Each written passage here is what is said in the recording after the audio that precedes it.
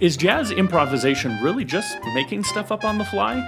In this video, you're going to understand the 3 levels of improvisation, which one you are in now, and what it takes to move to the next one.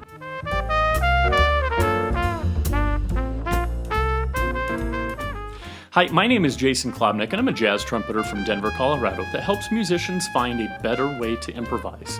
If you're looking for a quick jazz improv tip that will help your soloing, then you've come to the right place. According to pop culture, jazz is either an accident. The jazz is mistakes.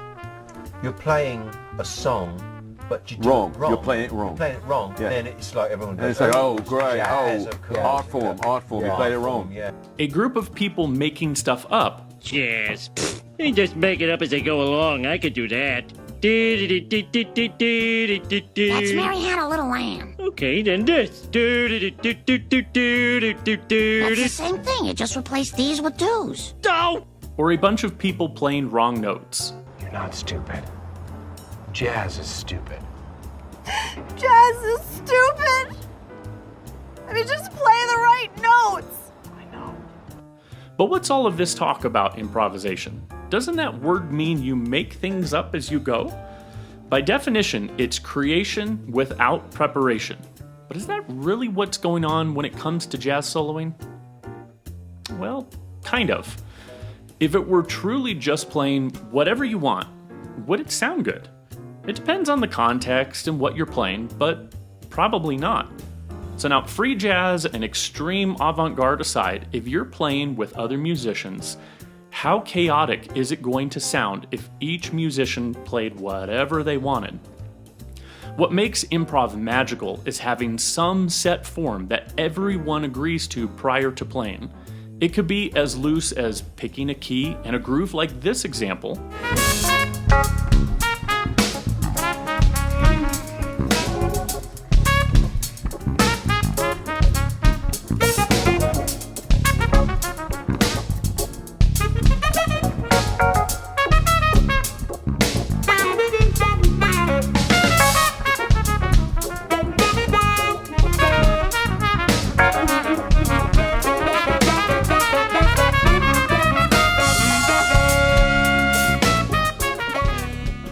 Or incredibly complex and structured.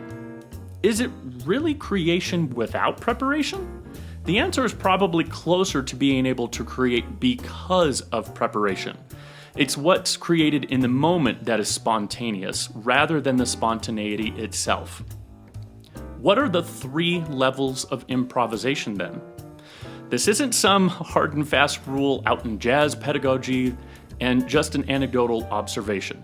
In reality, there's really various shades in between each level.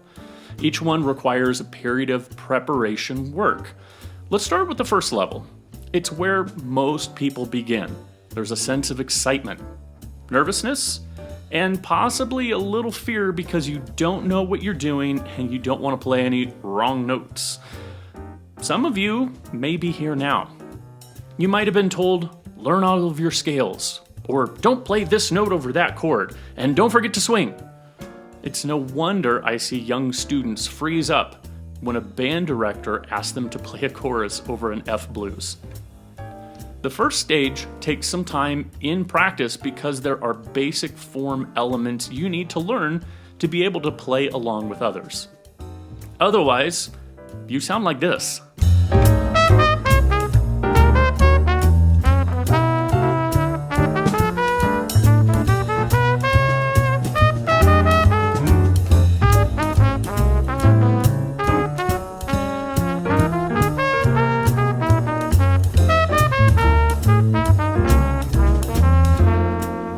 Not exactly the solo you wanted to play, but what a part of our society believes we do. You have to learn the form, which is the structure of the song or the chord progression. You should learn some basic theory, like key areas, chords, and scales. And most importantly, you should work on ear training, transcribing, and do a ton of listening so you can copy the style and sound of those that define the genre you're playing. A lot of work? Yep. And why so many people never complete stage 1 or never get past copying what others have done. Level 2 of understanding jazz improvisation. You've got some language in your ears and under your fingers. If someone calls out a tune and you know it, you're confident you can play something over it. This level of musician starts to be able to hear the next phrase in their mind before they play it. May not always come out the way you wanted, but you at least are attempting to play what's in your mind. Your solos start to have an arc, and you're creating your own lines. This is because you aren't playing from lick to lick, but rather the line you play next makes sense because it was connected in some way to what you just played. Musical words turn into musical sentences. So your mind is not bogged down with level 1 details like, what scale goes with this chord? That allows you to hear what others around you are playing. This opens up to what is one of the most beautiful aspects of jazz improvisation, level 3, which is communication. You can have a musical conversation with your bandmates. The form of the music is the foundation of the discussion, but now it becomes deeper than, "Hi Jeff, my name is Jason. How is the weather today?" Even higher up in this level, and great musicians expand the conversation to involve the audience. You may have heard jazz being called a language. This analogy fits perfectly. Level 1 is learning what the words and phrases are. Level 2 is being able to write your own paragraphs and short stories. Level 3 is a public speaker that can adapt their message to the audience in the moment. It's within level 3 that an improviser can think of tension and resolution in not only harmony, but in melody and rhythm as well. What's the highest point of level 3? That's a good question.